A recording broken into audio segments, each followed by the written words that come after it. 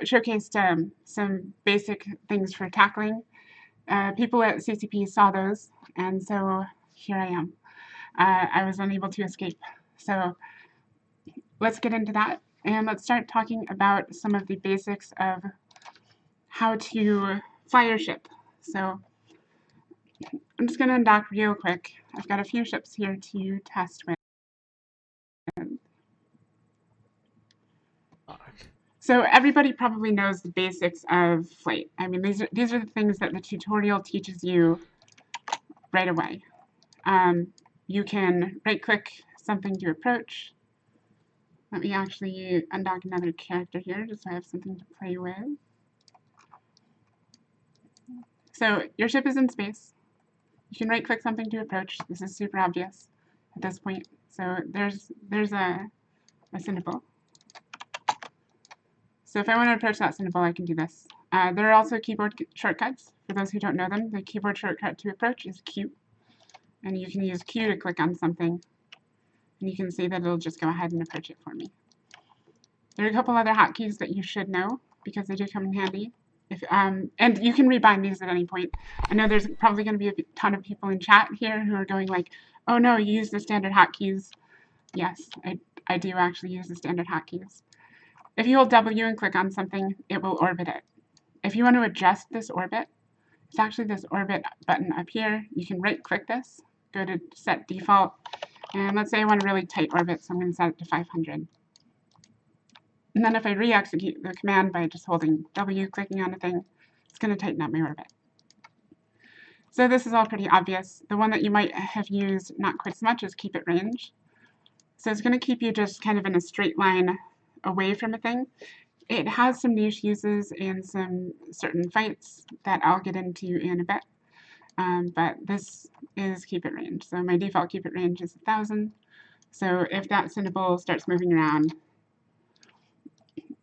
it's just going to keep me 1000 away from it as best it can.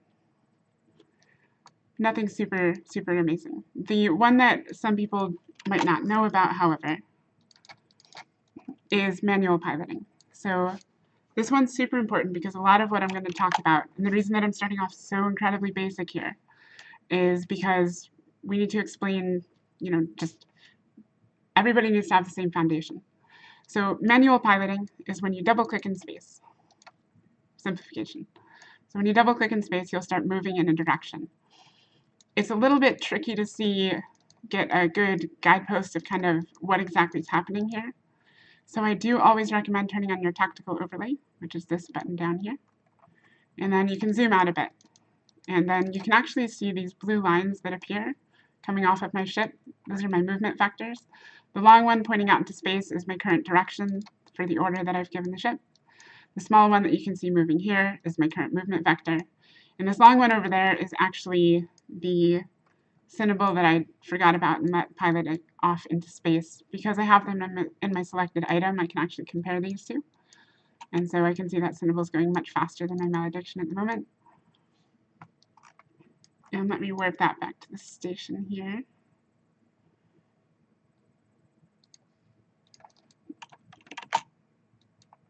Okay, so those are the basics out of the way. Manual piloting is going to be super important, and I'll get into a few reasons why. But first,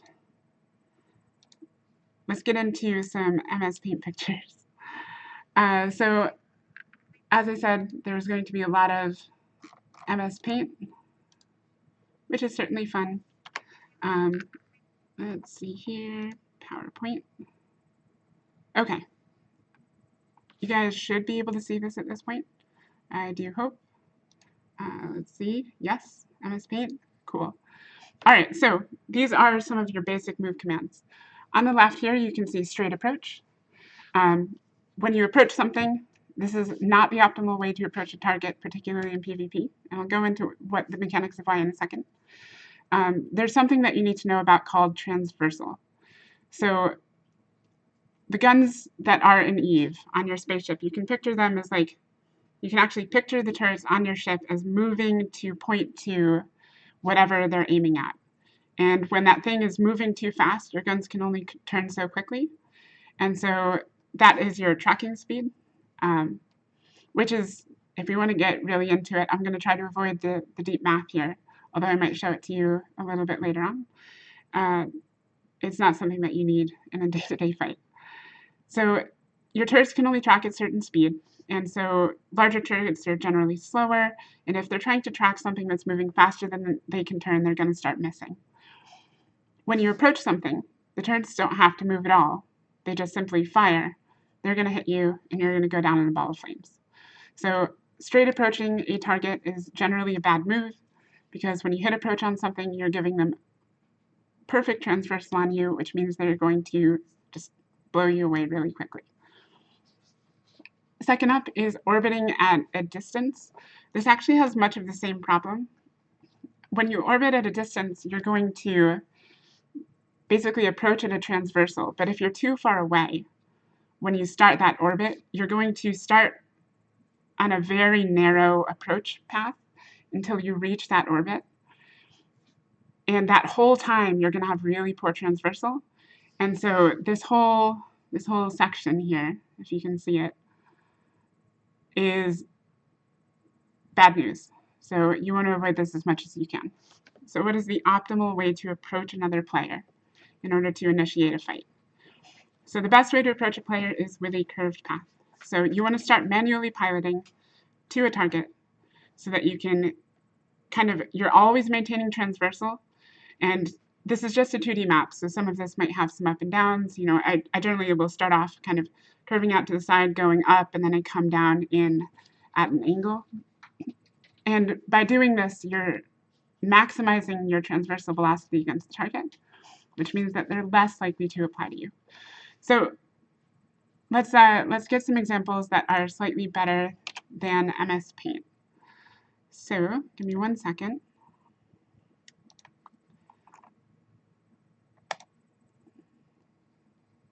Okay, so what I'm going to do, I'm going to just go ahead and set up a couple of ships here out at a beacon.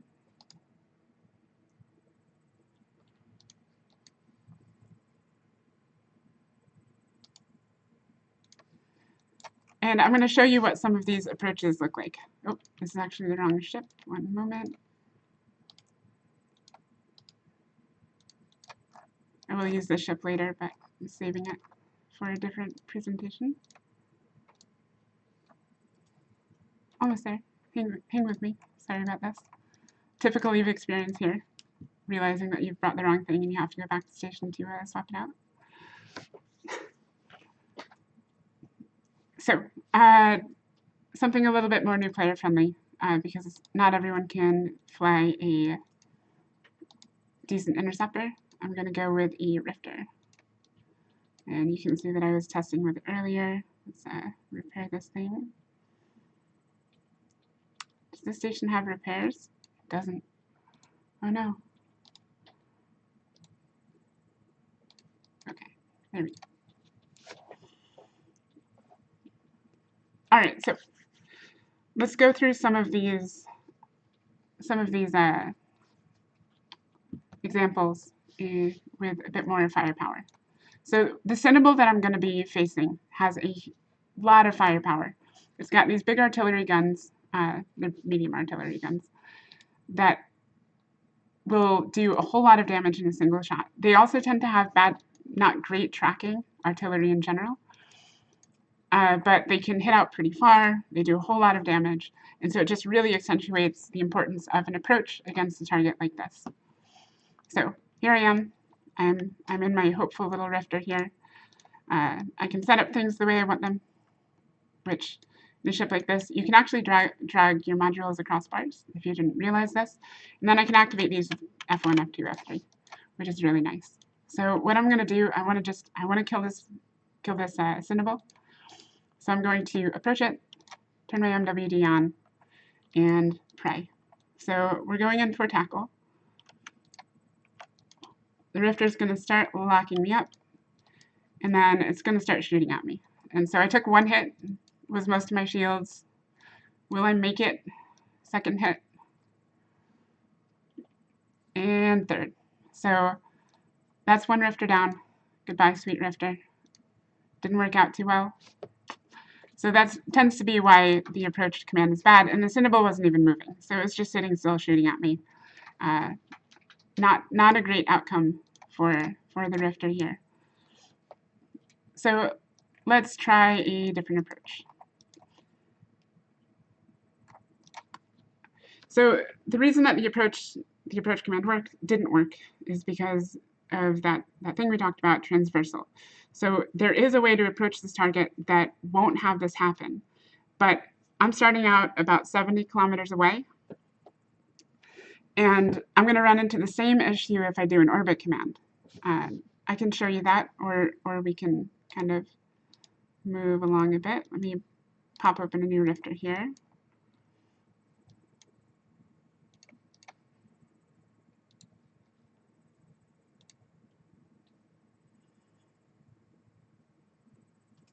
Almost there. So a lot of people will orbit by default. It's the thing that you see most pilots do. They will basically only use approach or orbit as their two piloting commands. And this fact is actually something that you are all super welcome to abuse. When you see those like really skilled pilots, half of what they're doing is just abusing the fact that players don't use anything other than approach or orbit. And there's lots of ways to play with those mechanics. So here I am again. I know that a straight approach isn't going to work for me. So let's figure out how to get to it. So if I were to do an orbit, so I want to orbit this guy at 1,000, I'm going to hit that, hit my MWD on, start burning in. You'll notice that this is still basically a straight line. So if I start getting shot, it's going to be the same outcome, which is not going to be too good for me. It'll take 3 hits and then 1 more, and this Rifter is ripped. So throwing away Rifters here, just to make a point about the importance of manual piloting. This Cinnable isn't even moving. This would be even more difficult if it is moving. I'll try to set up an example with that in just a moment. Let me swap into a new Rifter. Now let's get onto the target without using approach, without using orbit, and do it while staying alive. So the whole goal is to get under the Rifter's guns. I know that an artillery gun is going to have really poor tracking up close. The thing about tracking is that the further away from a target you are, the slower the guns have to spin. You can almost picture it as if you have like a weight on a string and you're spinning it around.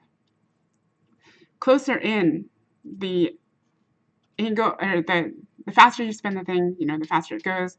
If you have a really short string, you spin it, it'll spin really fast. If you have a really long string, it'll take a lot longer to go around. That's kind of the way that you can think of tracking. So the further away something is, guns with worse tracking will be more likely to hit their target. And so that outer distance tends to be the more dangerous area when you're closing a gap like this, particularly against long-range ships. So I'm going to come in at 70 again. Let's set up this Rifter.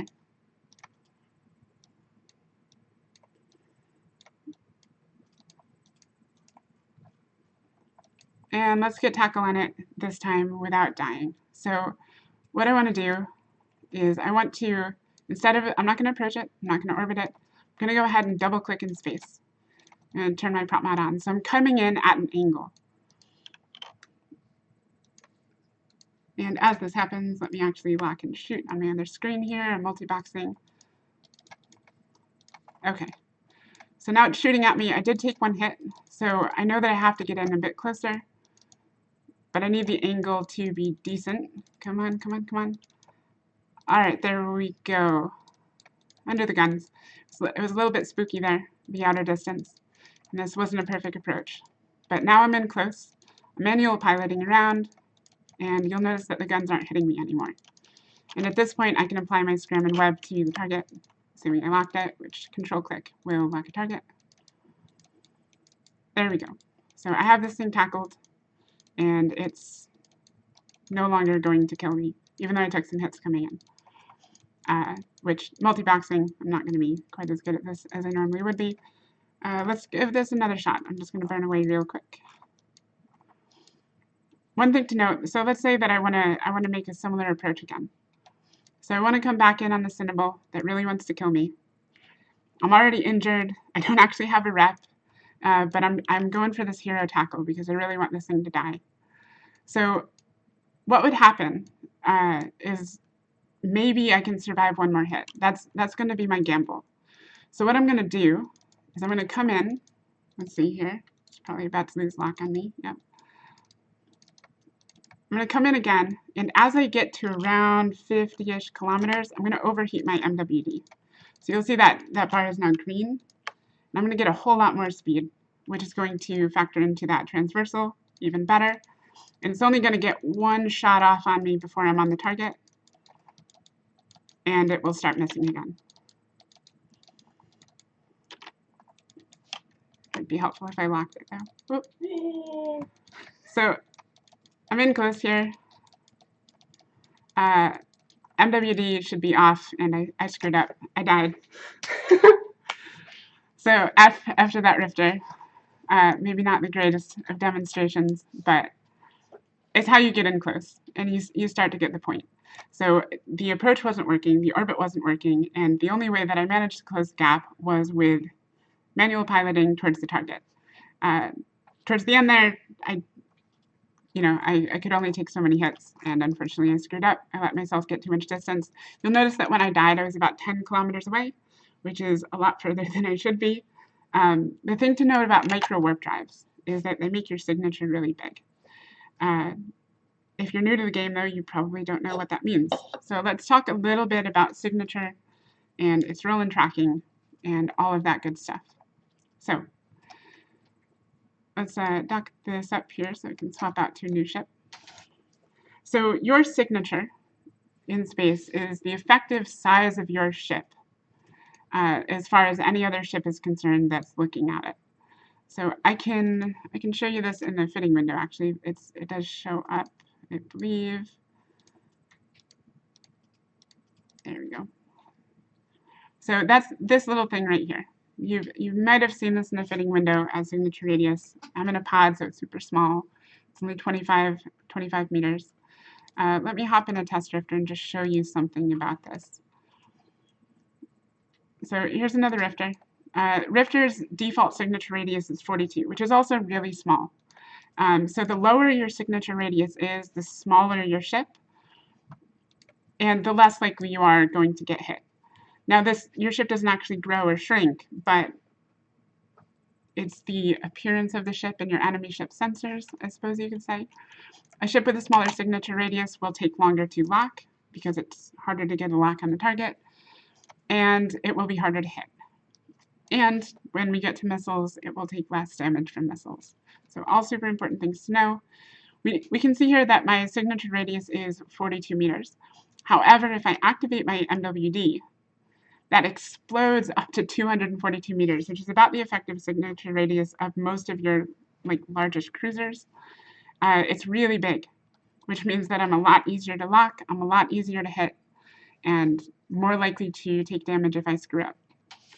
So one of the things that I didn't do well in that previous example, and if you're in a ship like this that's got Scram web and your whole hope is to kind of just get close to the target and hang on for dear life, you generally want to shut the MWD off when you do that. So let me give it one more attempt. Let's see if I can actually do a decent tackle here.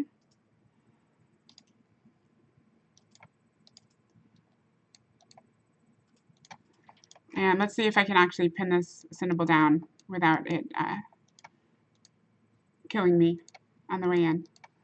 So I'm going to do what I spoke about previously, which is I'm going to come in, I'm going to start off at a wide angle, and I'm going to turn on my MWD.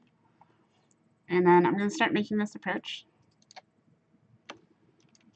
And then I'm going to go ahead and overheat this MWD as the Cinnabal starts shooting at me.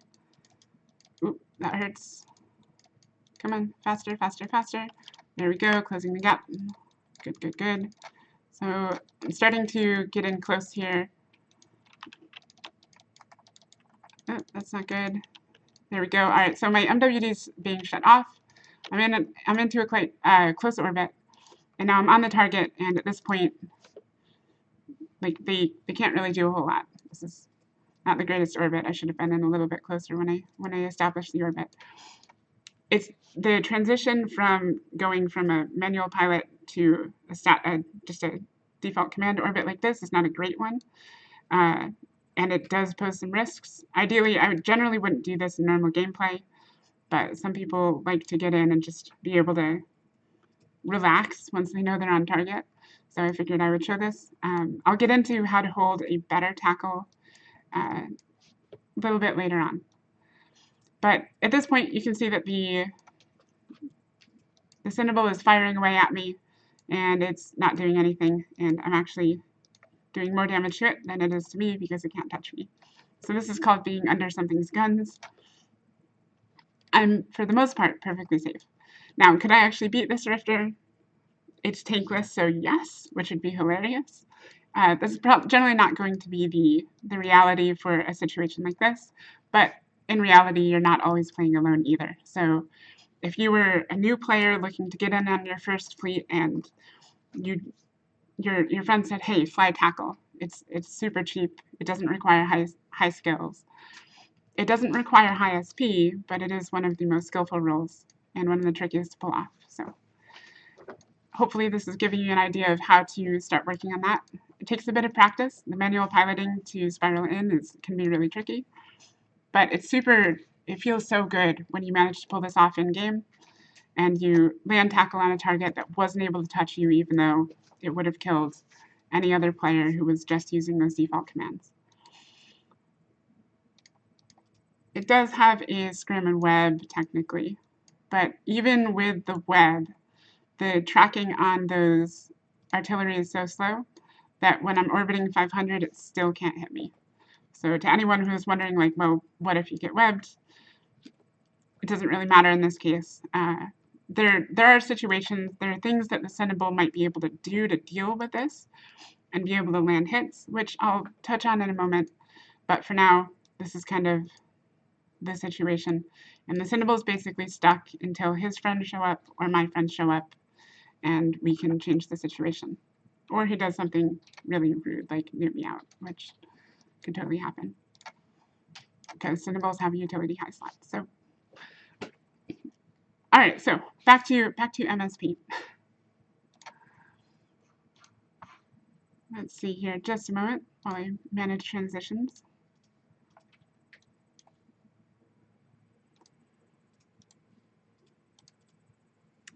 Okay, so this is what we talked about here. It was straight approach bad, orbit bad.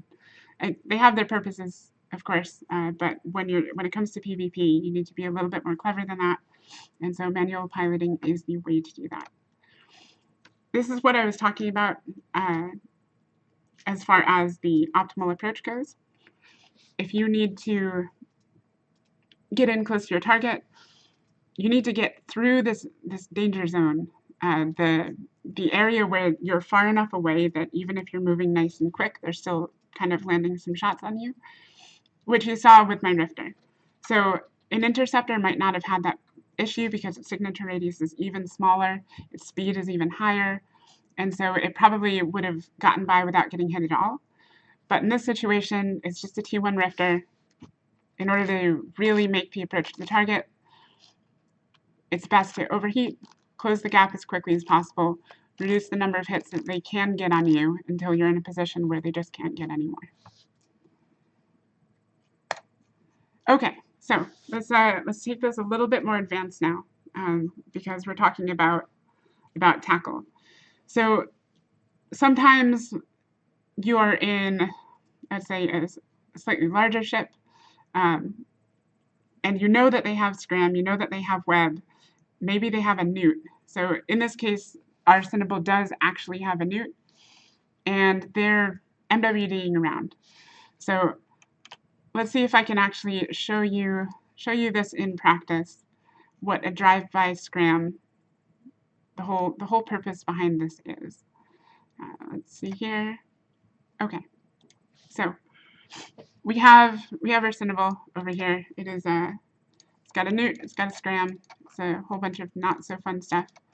The approach is going to be the same. It's all part of the same deal here. 1 second, let me actually get away. The approach is the same deal, but this is adding a new part to this whole thing. So what I want to do is get in close to the symbol. I want to be able to land a scram on it and stop it from flying around. So let's say that this symbol is quick. I'm not sure if this is going to even be a good example. Oh boy. All right, so this symbol is moving really fast, and I'm probably going to kill myself trying to do this, but let's see what happens. All right, so I'm going to heat my MWD going into this. And it's going to take me a little while to close this gap. Hopefully I have enough heat left in it. All right, so I'm in the symbol's range. It's going to start shooting at me. Oh boy. This is going to hurt. Can I do it? All right, there's a miss. That's good. I have enough room. Oh no, I burned out my scram. Well, I would have made it. So I've gotten into scram range here. I would have scrammed it, and then what I would do, like in order to dodge the newts, is I would come out and I would start a more sustainable, survivable path, kind of around the 20-ish kilometer zone. I'm about to die here. Hold on. Yep, there it goes. Bit tricky doing both. So I'm really good at destroying myself at the very least, verbally and metaphorically in game. All right, so let's go back to Polaris. Okay, so let me get that symbol back into position. Anyway, it's really tricky to show you how to pull off a drive-by scram, and this is getting into much more advanced piloting tactics, because what you want to do is you want to get just into range. You kind of want to skirt the edge of their scram range, and you want to try to avoid becoming scrammed yourself in order to keep up your motion. So that means you basically go really fast right past them. If you're really good, you can actually heat your scram and get a couple extra kilometers range, so that way you don't actually have to go into theirs. You just manage to tag them with your scram, they slow down, your slower fleet members get on top of them, and boom, you've helped land a kill. Thankfully, Rifters, as you can know, T1 tackle ships like this, they're going to die often. Basically, no matter how good you are, if you're flying a T1 tackle ship, it's effectively disposable, but it's the amount of utility that you actually get out of it before it's disposed that's really the important part. If you just throw it away and you never land tackle on a target, you're not really doing so much for your fleet. But if you manage to land tackle, you know, maybe on 1, maybe 2, 3 things, all of a sudden your effectiveness ratio goes through the roof, and it's no longer just feels like throwing ships away for fun. So let's see what else we have in our PowerPoint here. What is up next? Because at this point I have just about forgotten. Yes, more examples for me to have to struggle to present. So let's see.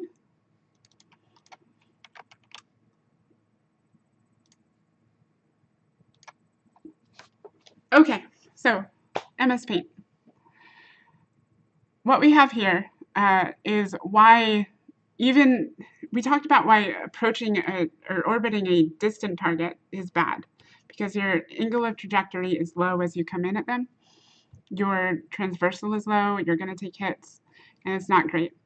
But, you know, you might be thinking to yourself, well, what if I'm not approaching them from a distance? What if I'm 20 kilometers away? I should be perfectly safe here. This is the reason why not. So this is the reason that manual piloting becomes really important as you try to improve your skill and become a better player. When you orbit, just using an orbit command, your ship is just kind of doing its own thing. You have no control over it. So you can see here in this picture, on the left-hand side, you're orbiting a target. Let's say you're 18, 20 kilometers away. what your enemy can do to mess with you is, as you head in one direction around in your circle, they're going to MWD in the other direction, and it's going to stretch your orbit. This gives them a couple options to play with. If they stretch it long enough, they're actually going to break your range, and then they're just going to warp out. You're not holding tackle on anything, and you've failed at your job. The other thing that they can do, which is perhaps more dangerous or trickier here, is they can push back into you. And by doing this, they catch you, you enter their danger zone. So let's say they're Scram Web, you're in a fast frigate, they're in a cruiser that's like Brawly, which will be the example I'll try to play out here. They can still manage to land tackle on you here, and it's unfun when you think that your fast cruiser is totally safe, and it turns out to not be. Or maybe it's still fun, it's just a different kind of fun. So let's try to show you an example of what this looks like in actual gameplay. First off, let me switch to something that's actually close ranged in the Cinnable to give you a better idea. And then I'm going to make this super hard on myself, and I'm going to try to tackle a malediction. So this is no longer just a rifter. This would be much, much easier to do against a rifter that had me pointed at 18 kilometers. We're going to go with malediction. And hopefully I can do this on stream, because malediction is going to make this really difficult. But we will see. So, just a reminder, in order to slingshot something, so somebody's orbiting me and I need to deal with it, I don't have the range to actually hit them in their orbit. I need to get them scrammed web down so that I can actually do something to them. So what I need to do is push against their vector in their orbit, and I should be able to make that happen. And I apologize, chat, if you guys have questions, feel free to put them out here. There are some dank leaks in here. For those of you who have never seen Polaris before, there's this cool looking planet. Look at that. This is the system that you guys will never see in game, or maybe if you're lucky. Who knows? Caroline Star, super close up. What else do we have here? Ah, yes, a Jovian constellation. Ah, there it is. Look at that thing. Pretty cool. Okay, so anyway. Oh wait, I was on the wrong screen. I'm trying to show you guys things. Sorry. Alright, so I'm going to go ahead and I'm orbiting. I don't have a super long point on this thing, so I'm going to orbit at 15 kilometers. It's right in the middle of my point range. It's going to be totally safe. At least that's what I'd like to think. So just to explain what I was looking at, there is this constellation that you see up here. That is Jovian. So yeah, it's pretty cool. Caroline Star is down here, super big. Anyway, so here I am in the Cinnable, and I've got this malediction has me pointed. This malediction's friends are inbound. I know I'm about to get screwed, and if I lock it up, I'm gonna try to fight back. I can shoot it, and my shots aren't gonna do anything. So how do I deal with this? You can see, I mean, the malediction's moving really fast. I've not picked an easy example. What you want to do is go ahead and pre-overheat your MWD, and then double-click and start burning away from the direction of this malediction. So watch the distance. That 22 kilometers is going to become 24, 29, 31. It's broken point range, and I have escaped. So it's screwed up, and I got away. And that's all because even though it was orbiting at 15 kilometers, I managed to stretch that orbit right out to over 30 with just a single heated prop mod push, and boom, I'm away. So that is a slingshot maneuver to escape. And then let's see if I can show you one to actually get a kill on the target that is doing this to you. Let me get back to my location here.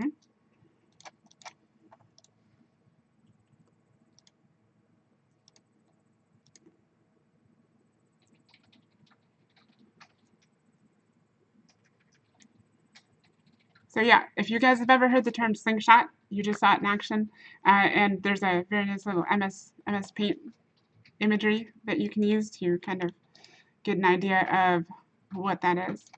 So let's go ahead and I'm going to start orbiting the Cinnaball at 15 again. We get point on it.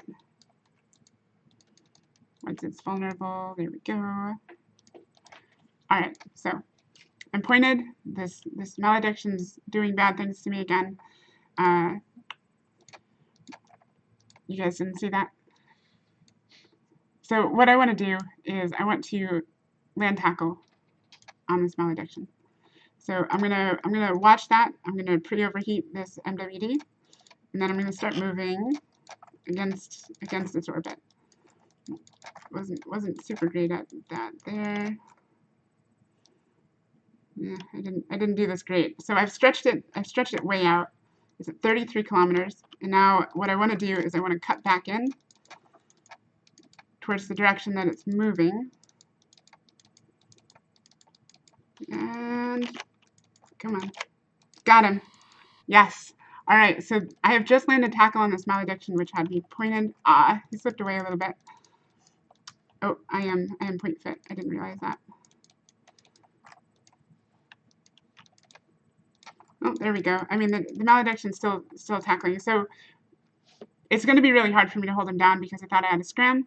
I don't. I have a warp disruptor, so I'm apparently bad. I don't know what my own ship fittings are. If I had had a Scram, I would have managed to stay on top of that malediction, and I could have laid into them with the autocannons, and it would have been great. So what you're seeing there is I managed to play with the range of my target, all because they were using that default orbit command. And this is something that all of you can do. Most of the players in EVE are not currently in this video, so this is like a secret between us. You can use this to abuse every other new player because now you know better than they do. So when you're talking to like those elite PvPers, they're going to hate me for showing you some of this stuff. This is what they're doing. So I'm revealing their secrets. So that is a slingshot maneuver, and it is quite effective. Yes, developers telling you to abuse new players. That is like half the fun of EVE, abusing new players. All right, within playful game bounds, of course. Okay, so let's take a look back at MS Paint and see what other fun tricks we have. So I had talked a little bit previously about when I had that rifter and I went into orbit. Orbiting is not the best play there. So this is actually what a much better orbit looks like. I call it the cone. I'm not sure if anybody's really given it a better name than that, but this is the tackle cone. So what you want to do is you want to manually pilot not in an orbit around the target, because like we just saw in the previous example, when you just have an orbit set in the system, they're going to play with you and they're going to abuse it, and then you're going to be like, I don't know what more I could have done. Well, this is what more you could have done. So what you want to do is actually make your own circle. So screw you guys, I'll make my own circle. Sorry, I'm not going to finish that joke. So you're going to go make your own circle, and it's going to be offset from the target. So instead of being directly around it, which makes it a little bit easier to push and pull you towards or from them, by doing it offset from the target, you're maintaining a constant distance. Even while they're moving, you should be pretty good. I've set up definitely kind of a tricky example. The Cinnaball is fast, but I'm going to try to show you what this looks like. And then you just kind of constantly adjust this, and you're just trying to always maintain this cone on the target. So this sounds a little bit simple almost, because most targets aren't so slow that it will look like this. When a target is moving fast, it actually looks something more like this. And so you're drawing this offset cone, spiraling through space, always maintaining the same range. So for those small gang Logi pilots who are in here just like, no, she doesn't have it quite right, but this is kind of what they're doing. It's really difficult to explain, but it's kind of this constant mental game of how do I maintain good transversal velocity, while also maintaining my range against the target, while also preventing them from manipulating me through their motions into being put into a bad position. So this is kind of if you're flying tackle, and this presentation you will notice is pretty tackle heavy, because I love tackle for all this stuff. There's all this extra stuff that people don't know goes into the tackle role. They just think you like approach and die, because that was their experience with it, and then they get annoyed, they go into a larger ship, and then they never try tackle again. Tackle is cool. Like this is what I do in Eve, and I have done since like 2005. I fly tackle ships. Not always great. Sometimes I screw up. I just screwed up several times against myself here. But when you pull it off, super rewarding. Doesn't cost a whole lot.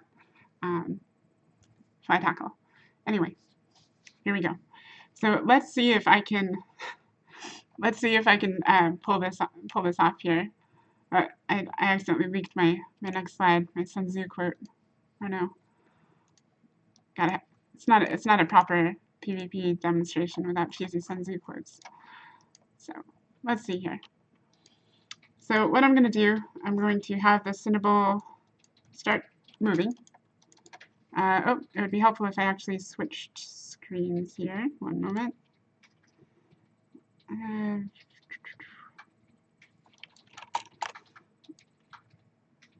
Sorry, too many icons. Let me find what I'm actually looking for here. There we go.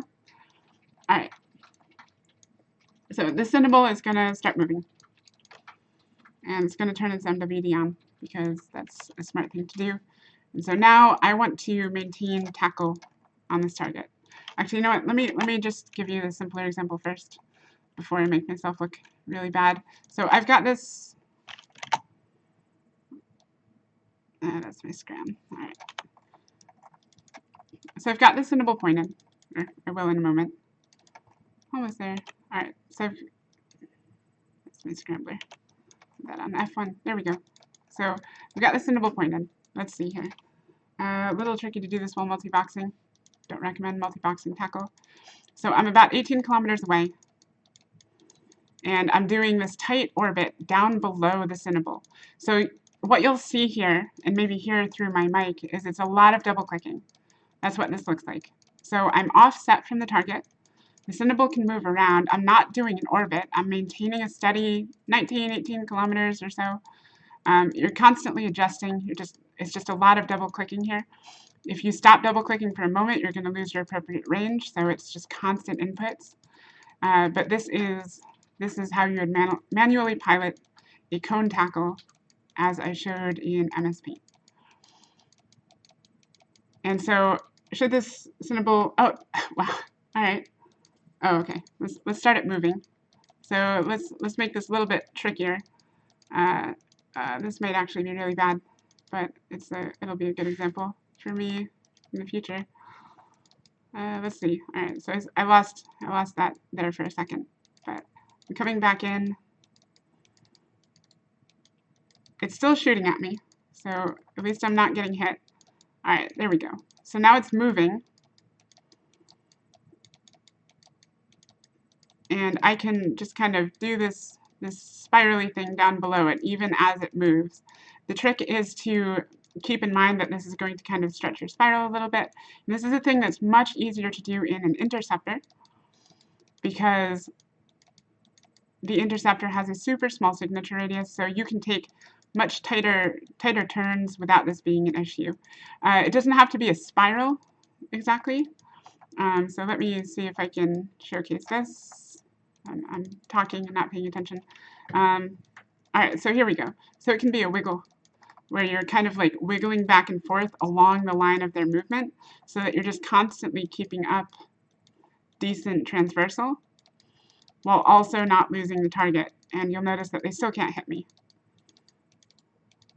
because I've got a super small Sig, I'm going nice and fast, and even though their transversal is pretty close to me, it almost looks like they would be transversal matching me.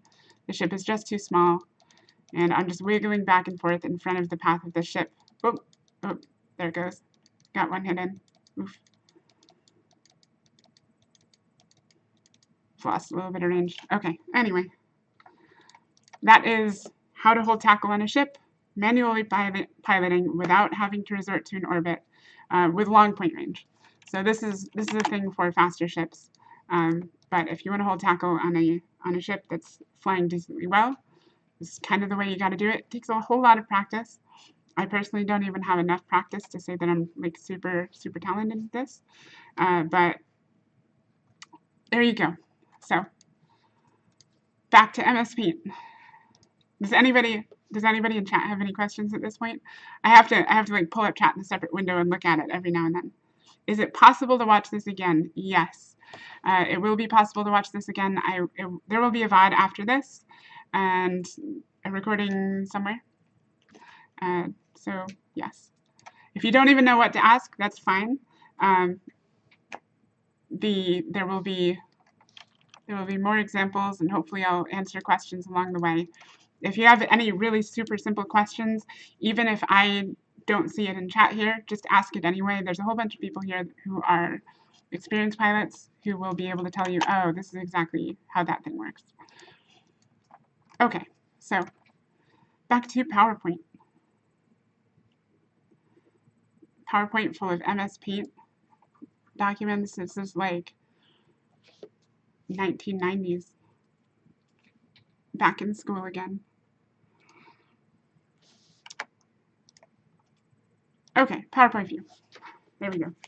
So this is kind of what I was doing. This is how you would fly the tackle cone against a target. It doesn't have to be the full loops. As you saw, I could kind of do a wiggle back and forth, and I was maintaining tackle on the thing just fine, moving along without resorting to an orbit where I could have been slingshot. As a matter of fact, if somebody's just moving in a straight line fast enough, and you try to orbit them, if their speed's close enough to yours, it's just going to automatically slingshot them away from you, and you actually have almost no control over it. So that is the whole point of this. So practice your manual piloting, become the next Chesser or Suetonia. I have faith in you, chat. You can do it.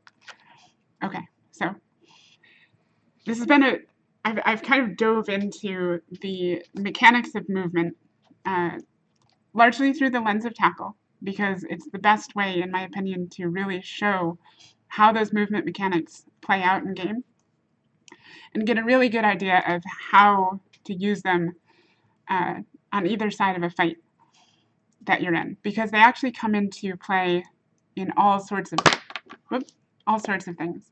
And I've actually got a couple cool examples for related things. So let's see here. Let's talk a little bit more, real briefly, about just PvP in general. So this was what I've just gone over. These movement mechanics are kind of the core of learning to fly really well. There's a whole lot more to it, and a lot of it becomes a knowledge game. So I leaked this before, but here's a cheesy Sun Tzu quote that I actually think it's cheesy because quoting Sun Tzu is cheesy. It's actually, like, he was a smart dude. This is a really good example of kind of the thing that makes or breaks a good PvP pilot in EVE. You need to know the strengths of your ship, the weaknesses of your ship, the strengths and weaknesses of your own personal piloting and skills, and you need to be able to maximize your knowledge about your opponent in order to make the decisions that will make or break a fight. So what does that mean exactly? What sorts of things you need to know about yourself? Which sounds like, yeah, I'm 14 and this is deep. Or know about your enemy that will kind of change things. So here we go. So PvP in EVE is largely a knowledge game. A lot of you probably, if you're not an experienced pilot, probably didn't know about some of the things that I talked to earlier. Maybe you'd heard about the Slingshot, but you'd never really conceptually understood it. Hopefully I've given you a decent example of that. It all comes down to knowledge and experience. And then there's almost like a lot of knowledge required in terms of just ship capabilities. And then there's a whole bunch of metagame knowledge that you'll build up over time as you play that will factor into every fight as you see more and more things that are similar or different or all of that sort of stuff. So things that you need to know about yourself. Pretty basic. It's just the capabilities of your ship. How fast can you go? If you overheat, how fast can you go? How fast can you turn? How much tank do you have? For your tank, what are your resist holes? So I'll get into, actually I'm just going to skip ahead because I touched on this. Well, I'll get into the resist holes on the next slide. Optimal and fall off. So how far can you shoot? What is your application profile? So that's basically, by application profile, what I mean is how easy is it for you to hit another target, and how big of a target does it need to be before you'll apply to it well? What are your weaknesses? Newts, stamps, kiters, etc. So examples of weaknesses would be things like you're in a blaster thorax and you're approaching, let's say you're in a blaster thorax. So you go pretty fast, so that's good. But your range is going to be super low, and your guns are going to require capacitor, and you know that in your fitting, maybe you're a shield thorax, because blaster shield thoraxes are just all the rage these days. They're not, but if you want to fly a blaster shield thorax, by all means, shield thoraxes are really fun. So let's say that you are in a blaster shield thorax. You've got really good speed, so that's good. But you know that you're reliant on cap. You know that if you get tackled and scrammed, you're going to stop moving. You know that if a target is further than 10 kilometers away, you're basically useless. So there's all of these factors that you have to consider when you're looking at an engagement. Most of EVE fights are won before the battle actually starts, because one side or the other sized up an engagement and went, yes, I know their weakness, I know how to engage this fight and push my strength, and therefore I can turn the tide of battle by just kind of pushing these things.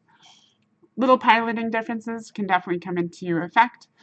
Things like being able to slingshot someone effectively can absolutely turn a fight. But a lot of it is just knowing your matchup. When it comes to the enemy, you want to start just kind of gathering this knowledge about all of the ships in EVE, and it's just this huge meta library of experience that you build up over time. It's almost really difficult to explain how this is built, but it's just something that will happen naturally the more and more that you play. And as this builds, you'll be able to look at a ship and go, it's a Cinnable. And so Cinnables are generally fit with ACs or ARTI. They have a high slot, an extra high slot called a utility high slot, which can fit a energy neutralizer. Is generally the most common thing to fit in there. Sometimes they'll fit a NOS for some newt resistance. Perhaps more common when they have ACs fit, because they'll be in closer towards newt range, all of that sort of thing. A kitey or Cinnable will care more about having a newt over a NOS, because they want to be able to shed tackle by newting them out when they get on top of them. It's just this sort of meta knowledge that you kind of have to bring to the table in order to figure out, how do you approach a fight. How fast will something go? And then you have to keep in mind context. So if I'm in, let's say I'm roaming around and I see a Tristan and I go to engage it, and I'm in nullsec. Tristan's probably going to be kiting Tristan. It's probably going to have an MWD. It's going to go really fast. It's going to annoy me with drones from about 20, 30 kilometers while keeping me pointed, and that's this whole shtick. Like that's how the Tristan works. In low-sec, however, if I see a Tristan, it's actually more likely that it will be a little bit more gimmicky. It'll have an afterburner fit because it's meant to engage inside plexes, which force a very short engagement range, and the afterburner lets them maneuver underneath a web and Scram better than a MWD would do. So I actually know that their overall speed is going to be slower, but if I manage to Scram them, it won't matter much because they can still pull range on me. And so it's just all of this sort of thing. You're just constantly comparing what you know about the ship, what you know about your ship, and trying to figure out, almost like mentally simulate how a matchup will go. A lot of words. In any case, I just wanted to kind of talk about, how do you get better at PvP? You just go do PvP. You're going to lose a ton of ships. I would highly recommend finding some friends to fly with. Solo is fantastic, but if you're going solo as a solo pilot, I would recommend low-sec. It's a really good place to start off. But just be prepared to lose a whole lot of matchups because most of the ships you're seeing in low-sec are going to be relatively experienced, and even if their fits are cheap, they know exactly how to push all of these things that I'm discussing on this page in order to shift the match outcomes in their favor. And until you gather an equivalent amount of knowledge about these matchups, you'll struggle. So let's talk about, what is some knowledge that I can give you now that will help you look at a matchup and say, yes, I know how to approach this with a bit of an advantage. So let's talk about resistance profiles. So these are hyper generalized, and this is like 7 years old. I've had this document forever that I just pulled into PowerPoint. This is all for T2 stuff. For T1 stuff, it's less important, I suppose, but given that most ships that you see in kind of like your more advanced PvP contexts outside of faction warfare tend to be T2. This is a really good just kind of thing to keep in mind. So if you see a Caldari ship, the Caldari ships are almost always shield fit. They're almost always going to have a hull, which means a lower resist amount in the EM spectrum. Their next hull will probably be explosive, and then they're going to have really good kinetic and thermal resists. So if you're shooting a Caldari ship and you have selective damage types, which means that, like, if you have missiles, you would want to load Mjolnir, which are the EM dealing missiles, because those are more likely to punch into the Caldari T2 hull. For Galenti, their most common hull is explosive, followed by EM, followed by thermal and kinetic.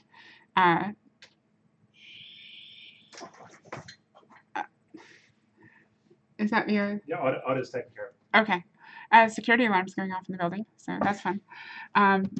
So explosive, EM, and then thermal and kinetic, they tend to have better thermal and kinetic resists. So if you're shooting a Galenti ship, pull out the explosive guns if you have a selectable damage type. If you don't have a selectable damage type, this is just a really good place to think about your gun, so to speak. So if you're an Amar pilot, you don't have selectable damage. Your lasers are just always going to do EM thermal. So it's just 2 damage types. That's all it's going to do. It's just EM and thermal damage. And it's not going to be great against some targets. Amar lasers are actually really poor matchup for Minmatar ships that are flying shield or even armor,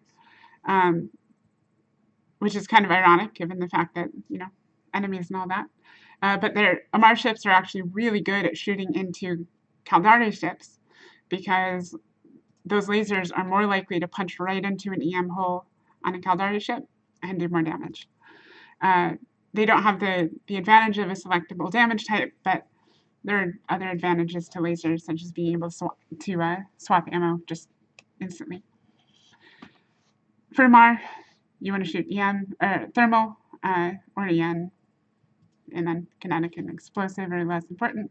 For Minmatar can be fit kind of two ways. Sometimes you'll see them shield, sometimes you'll see them armor. Shield is more common than armor, so when in doubt, assume that they're shield fit, unless it's a wolf, basically, which tends to be armor fit. Hypergeneralization here, so if you fly a shield wolf, please don't at me. So generally, kinetic, explosive, etc. You get the point. So these are, if you want to like screenshot this, save it to a little document or something. I found it really useful. I've used this just like constantly for years with basically this chart, because I can't remember the exact profile of every ship or how they fit. Sometimes rigs will shift this, like if a Caldari ship really wants to fill that EM hole, they'll stuff a whole bunch of EM mods in there, and then explosive is their next best. And that's fine. But, I mean, they've spent a whole lot of resources plugging that hole, so perhaps it's still a decent matchup for me anyway, unless I'm a MAR and I can only hit them with EM. If you want to save this somewhere, I'll try to find a way to get you a copy of it. Slightly better. Watch me on Twitter, I guess. I'll put it there after this. This is how that would, just something to keep in mind. And I think with this, I am out of slides. So, thanks for sticking with me so far. There's a couple other things to touch on that I haven't talked about. One of which is kind of the other side of tackle. And then the other thing is missiles. So missiles are a lot simpler to fly against. And I keep meaning to make an MS Paint drawing of missiles here. But it's really simple. It's just go fast and go in a straight line. So when you go really fast, missiles operate under two stats, one of which is explosion velocity, and then the other of which is explosion radius. So the calculation for missiles is a bit simpler than it is for turrets. It looks at the explosion velocity, compares it to your velocity, and the factor of your velocity, the faster you're going, reduces some of the damage. And then it looks at your signature radius, and then it looks at the explosion radius, and says, all right, how close are these? And the smaller your signature radius is, the smaller percentage of the damage that you take. So, yes, I am in the dev system character. So if you just go really fast, it's the only thing you really need to know. The faster you go, the less damage you're going to take from missiles. They will always hit unless you're going fast enough that you're outrunning the actual missile velocity. But that's usually not the case unless you're in something really fast and they're shooting you with like torpedoes or something. You can outrun that. But if they're shooting you with rapid lights, your hope when you're getting shot with rapid lights is move quick, have a small signature radius, and kill them before you die. That is your hope when it comes to missiles. And of course, there's other things that you can do, such as using guidance disruptors, or in order to mess with the effectiveness of their missiles, or just damping them out so that they can't hit you at range or whatever. There's always a way to deal with something. Sometimes it just takes a little bit of creativity, and you can't just shoot every problem head on. So just don't die. You guys got it. Kill before you die. That's basically the solution to missiles. So good luck. However, just to put this into some perspective, I meant to actually kind of just like give an example. Let me grab a rapid light caracal here really quick, because I want to be able to show you guys just how long you have to survive under this sort of situation. These are heavy missile. Who flies heavy missile caracals these days? What's going on, Zico?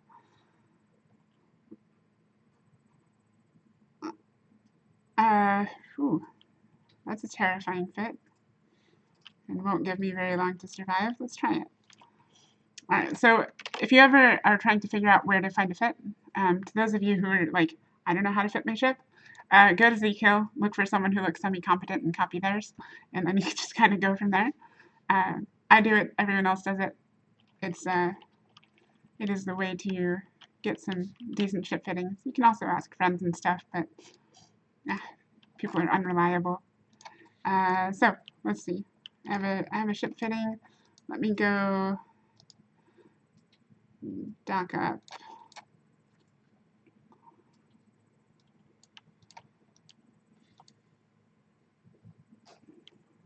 Oh, I actually do have a caracal already fitted, so that's great. This won't even take long for me to pull out of the hangar. And it is rapid light. Cool. Shooting Dread Garistus ammo though, that's not going to be fun. Well, let's try to tackle it anyway. So what I'm going to do, I'm going to pull out a rapid light caracal, and I just want to show you how quickly it will kill me, and how much. I just want you to pay attention to how much damage I'll take over time. So let's see here. Caracal is on its way, and here we go. So this is still injured here. That's nice. Who needs armor nanite paste? Nobody uses that.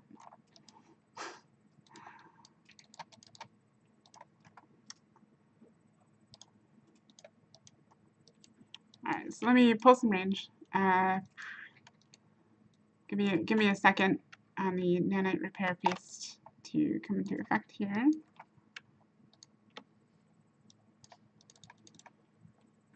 Ugh, a little bit too long. Whatever. Who needs repairs?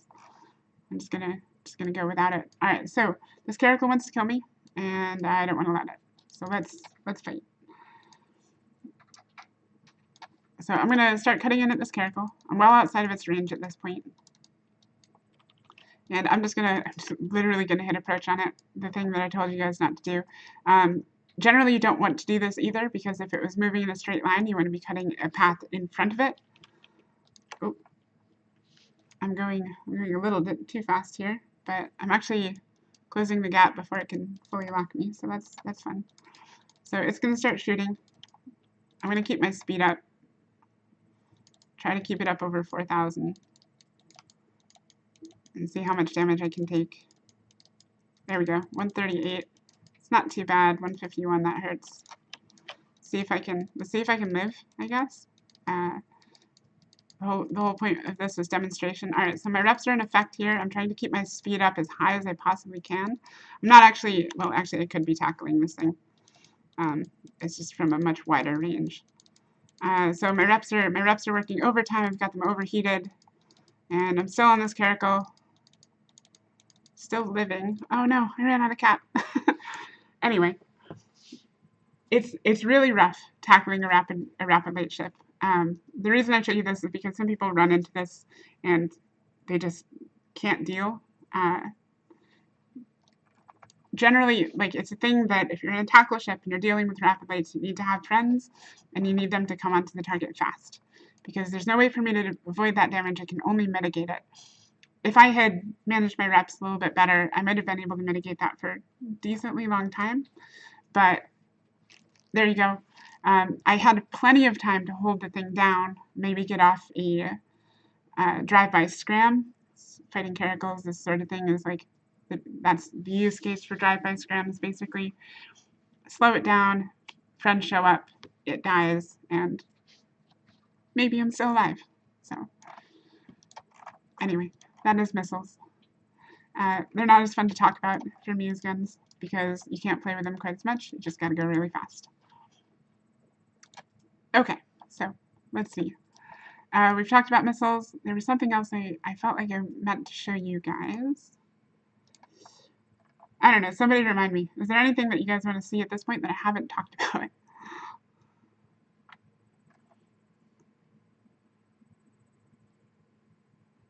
Vorton projectors? Okay, so Vorton projectors are a really interesting question. Those are the Skybreaker uses them. Let me go pull out that ship real quick.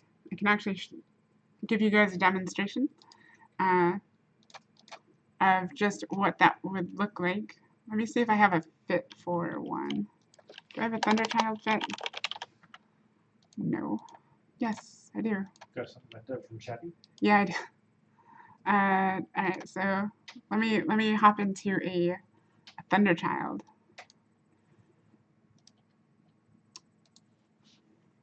If it'll fully fit it for me. There we go.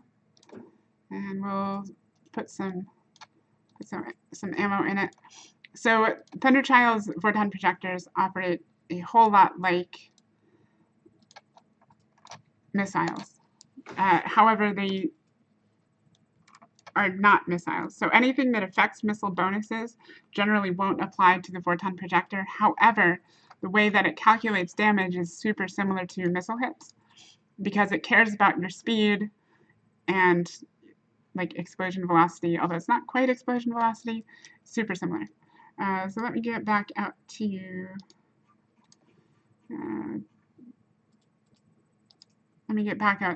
where I've been dying a whole bunch here.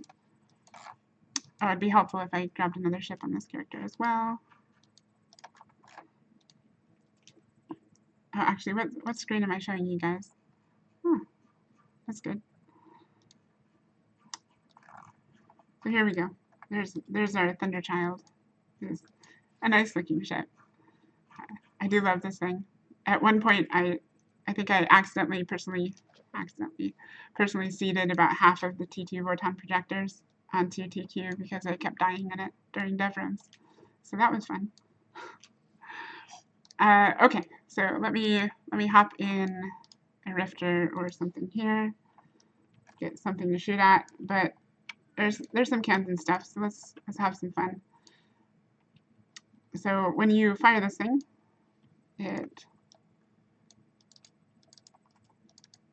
external factors. Oh, that's right, I can't shoot these.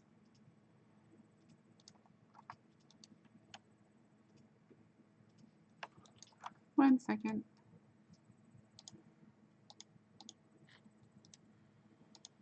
You know what, so this is battleship-sized guns, which means that it's going to apply really poorly to a frigate. It's like trying to shoot a frigate with torpedoes. Might not ever even kill it if the frigate has reps. It's just going to be really poor damage overall. So I'm going to bring in an Abaddon, which don't judge me for the fitting because it's like cap stable for ratting. And we'll shoot that. So when it hits a target, it's going to then look for additional targets within its little range. And then once it finds those targets, it will continue to hop until it runs out of more targets. I'm pretty sure that it never hits the same target twice, so it's not going to just ping pong back and forth between two. It'll just kind of hit one, then the other, and then it will stop moving. It does have an explosion radius, you can see here, which is the same thing that a missile will have. So missiles have explosion radius and then explosion velocity. So those are the two factors here. So there's an Abaddon. Let's go ahead and shoot it. And at the very least, we can enjoy the glorious look of these weapons as they fire, because they have a fantastic effect. That did quite a bit of damage, if only it was shield fit. It's hitting me for, ooh, that's actually pretty good, 2,847, which is decent. I'm not sure if it'll actually break this Abaddon because it's pretty tanky. But the thing is that this damage multiplies. So any ship that was within range will also get bounced to. I don't have any more accounts to bring in here, but other ships will get bounced to, as well as drones. Let's see here. Let's show you what the drones effects looks like. There we go. So you can see that it's now bouncing around between all of the drones and it's applying damage to each of them. It's not super optimal given the fact that this is a battleship-sized gun that's shooting little tiny drones. So they're not taking a whole lot of damage. I can actually just switch my screen to just kind of show you what the amount of damage that we're looking at over here. It takes a few hits, but eventually it will clear the drones off. So as far as like anti-drone comps go, it's actually pretty effective for that, depending on your use case. I know they're not super used yet, but that's maybe partly because they've been hard to get their hands on. I'm curious to see what use cases kind of develop in the future. But yeah, this is you've gotten me off on a good tangent here. This is the Vorton projector. And there go my drones. Rest in peace, hobgoblins. Okay, does anyone else have any questions at this point? I will try to answer them while we just kind of look at Zeus killing my ship here. No? Good? All right. So what is a good transversal? So that's a really interesting question. Transversal as a stat generally isn't used directly. As a matter of fact, something that I haven't talked about is overviews. So let's do that real quick. So I've been using this default overview, which is suboptimal for kind of PvP because it doesn't really give me everything I want. Sometimes it can be a little bit cluttered. It's meant to be a very general overview for anything that anyone does, but there are some player-made ones that you might find a whole lot more useful. So in order to get into that, you'll go Neocom, Social, and then we can go over here to Chat Channels. And then the one that I would recommend is ETAC S Overview. You can just type that into the chat and then hit join. It's going to pop you into a channel like this. There are packs and then there are layouts. I never really figure out what ones I need and don't need, so I just load them all. So I just click on each of the packs in order. And then I click on one of the layouts. And then boom. So now I have like this much nicer looking overview. First tab is for travel. It shows you just celestial objects that you might want to go to. Second tab is your combat tab. It'll show you enemies, but it won't show you allies. Third tab is targets, which you can use to just right-click, load preset to tab, and you can pick from a list of various targets here. So if you're in a fleet and your job is to ECM enemy logistics, so what you would do is you would come in here, load preset to tab, and then you want to go target logistics, boom, and then it's only going to show you logistics. Miscellaneous tab is just for like your looting and that sort of thing. Friendly will show you friendlies. And then warp out is for emergency warp outs, which I'm not going to get too much into here, but if you're trying to run away and save your ship, you would use the warp out tab. So this is a slightly more useful overview in terms of PvP. Now, this is the part that people generally don't like, is that the useful stats are all over here. So it's a really long list. And how you want to work this on your screen is entirely up to you. You can play around with things, like you've got your transversal and angular, and try to get them into a more usable order. A lot of people don't tend to use transversal at all. What they will do is, let's just look at a gun. So let's pull up a random gun here, so 250 millimeter Scout Accelerator Cannon. If we show info on it, we go to attributes, we can actually go down to turret tracking. This is in terms of radians per second, so the speed at which the turret can turn is 6.56, which means that you can actually measure, if we look at the angular velocity. I'm in two slow battleships here, so this isn't going to be a great example. But you can actually compare, if you know what your turret tracking is, what the angular velocity is. And that's kind of like the speed at which the target is moving around your ship. That will give you an idea of whether or not you're at a tracking speed, or if you need to further improve your tracking speed. Okay, so pretty lights from the Thunderchild aside. Let's see. I'm going to go dock up real quick. was one more thing that I wanted to show you guys, which was kind of how to use some of that manual piloting to your advantage when you're not tackle. So let me actually switch both screens here. I'm going to go hop back into my already Cinnable, at least once I'm able.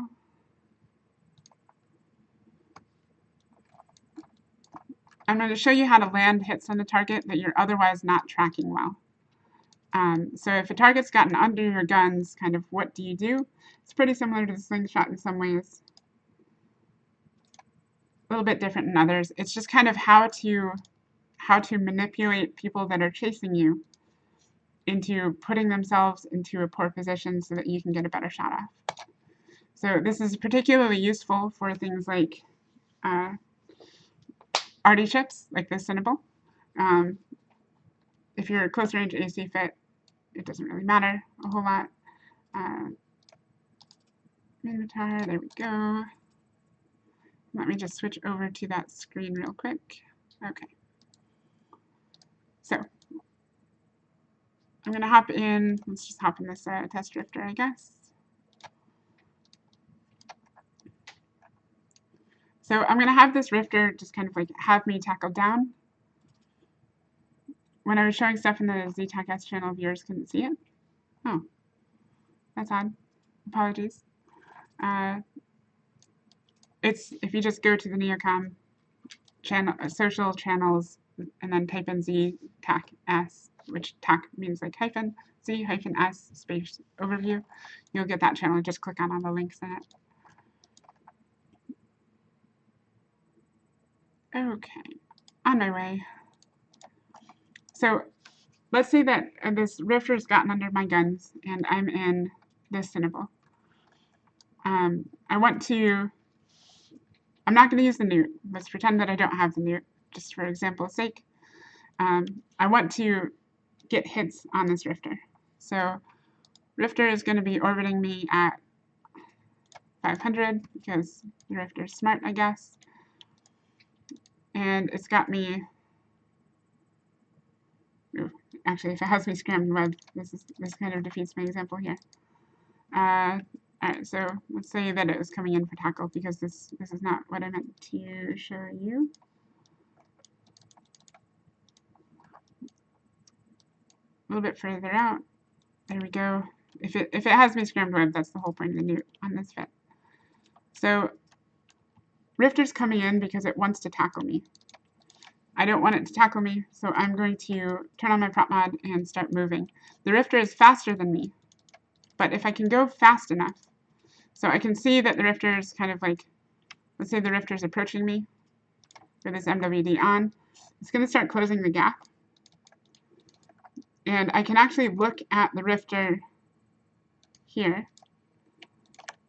And what I want to do is try to move directly away from it in order to line it up with me. So even if it's manual piloting, if you go fast enough, you can still do this. And when you line it up with you, you can start landing shots. And ideally, if you can kind of stretch out this path, and boom. So it's kind of the contest between the tackle and the person getting tackled. Is just if you pull away from a target fast enough, they don't get the opportunity to do that wide arc. Oh, please burn out that one. Good. They don't get the opportunity to do that wide arc, and so they come just crashing right into you. And oops, sorry, 1 second. Okay, so get online. Not quite there yet.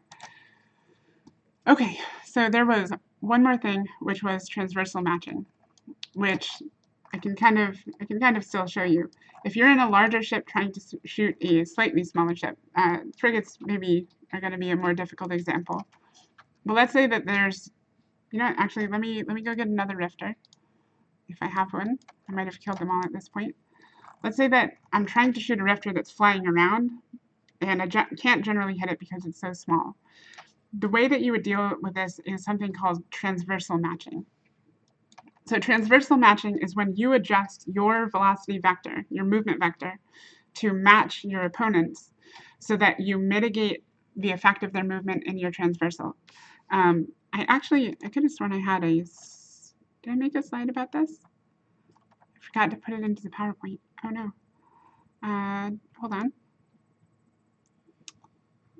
And that's why it got overlooked.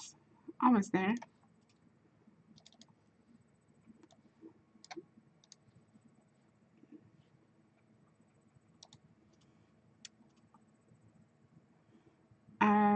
I think my computer's dying, so that's fun. MS Paint too strong. It's killed me.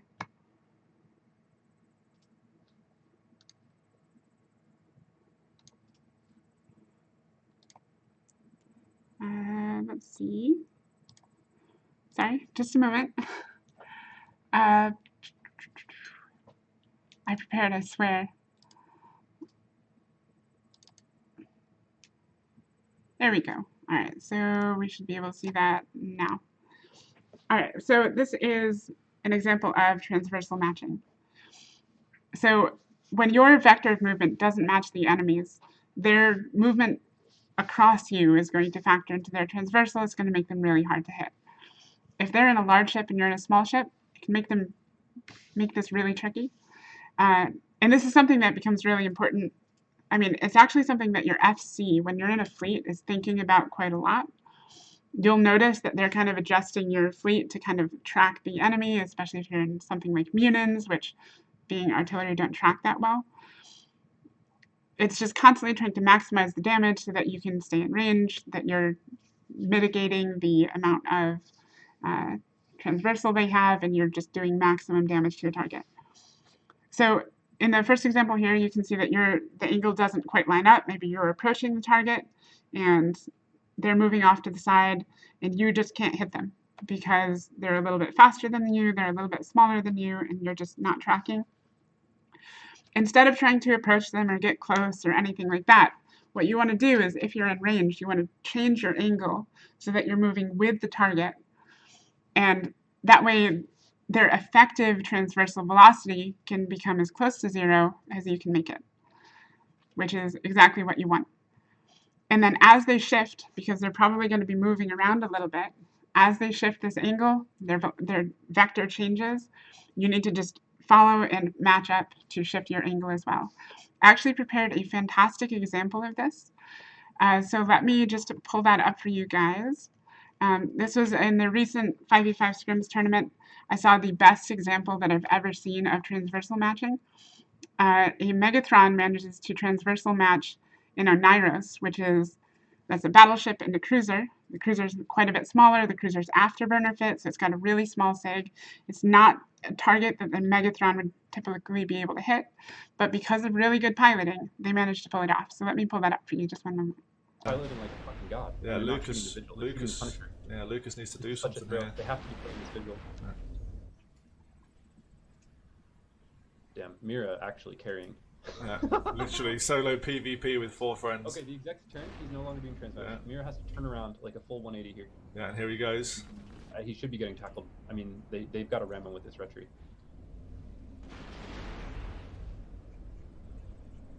Getting chunked. He's transmatching. He's got him. He's totally got him. Yeah. Typhoon will be clipping here shortly. And there goes Lucas again with another direction change. Will Mira catch it? Oh no, it's a cruise spoon. There's no clip. No clip. Lucas is he's catching reps. This reactive is kicked in. Yeah. But it looks like Mira's now going to transmatch him again. I can see him getting volleyed here. That was a great move by Mira to match. Mira's got to turn around once again though. It's full trans. Yeah. Luke is chunked. This is so close. And there he goes. Oh, there he goes. That's great. My mic's still on. I was thinking. That's why I'm speaking quietly.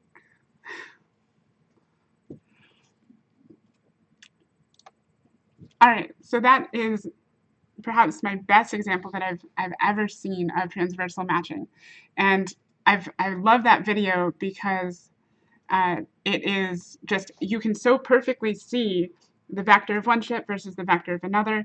And as that Oneros changes its direction, the Megathron just shifts to follow it and manages to apply damage to a ship it otherwise could not hit, which is how it manages to get the kill, changes the match. Good piloting, Mira. So, well done. And I think that is about it for topics. I meant to talk about that transversal matching one a little bit earlier, but I got carried away with Vorton projector questions and that sort of thing. Okay, so I hope you guys have found this useful. There will be a recording if you want to go back and review something. There'll be a VOD. Yeah, so thank you for joining me. It's been a lot of fun. I love talking about this sort of stuff. I'm a pretty big EVE combat mechanic nerd, I suppose. So fly safe, fly dangerously, tackle some stuff, explode some other people. I have faith in you guys. And yeah, thanks for joining me.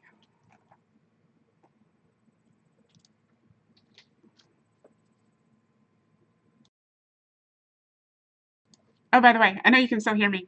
We are going to raid someone, so stick in this channel. And if you haven't yet, hit the subscribe, follow buttons, because, yeah, it's cool.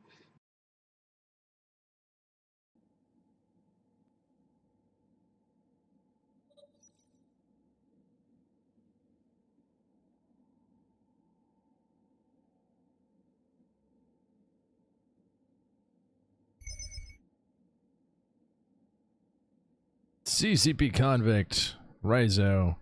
CCP himself or herself